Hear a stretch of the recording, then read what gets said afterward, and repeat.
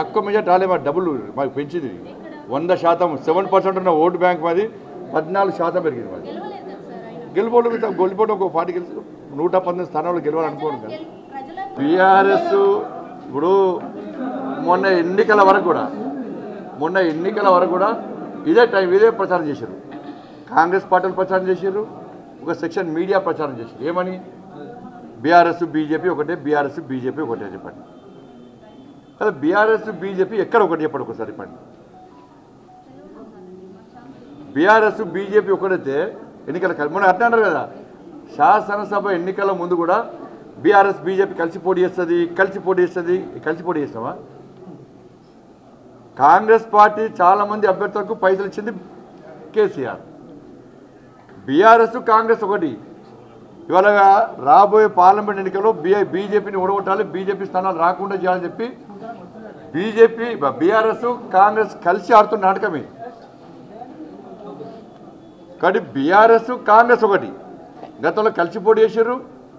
ఇప్పుడు కాంగ్రెస్ పార్టీకి 10 సీట్లు తక్కువ వస్తే, ఇప్పుడు బీఆర్ఎస్ పార్టీకి 10 సీట్లు తక్కువ వస్తే వాళ్ళు కలిసే ఉందరు. వాళ్ళు మేమైతే కలవకపోదు. మేము అందరు సహకరించాలని కోరుతున్నాను. నేను మీడియా అంతా సహకరించాలని కోరుతున్నాను. వాళ్ళు ఒక్కరిద్దరు కాకుండా అందరు సహకరించాలని కోరుతున్నాను.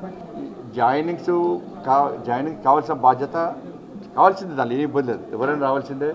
మోడీ గారి నాయకత్వం నమ్మి, పార్టీ సిద్ధాంతాన్ని నమ్మి, స్వార్థ రాజకీయాల కోసము,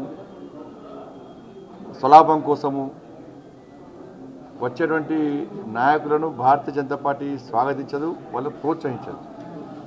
పార్టీ యొక్క ఐడియాలజీ, పార్టీ సిద్ధాంతాన్ని, మోడీ గారి నాయకత్వం నమ్మిస్తే తప్పకుండా స్వాగతిస్తాము. ఇవాళ మళ్ళీ చెప్తున్నా, బీఆర్ఎస్ పార్టీ మునిగిపోయిన నావది, కాంగ్రెస్ పార్టీ మునిగిపోయే నావ. కాబట్టి భారతీయ జనతా పార్టీని ఆదరించండి. బీఆర్ఎస్ పార్టీ కార్యకర్తలు కూడా ఆలోచించాలి. మీ పార్టీ నా ఘర్కా నా ఘాటుకైన పరిస్థితి.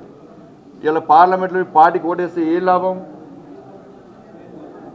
అది మూసినది వేసినట్టు. అది బీఆర్ఎస్ పార్టీ ఓటేస్తే ఢిల్లీలో మొన్న కేసీఆర్ కొడుకు అంటున్నాడు, ఆయన ఇంకా అహంకారం తగ్గలే.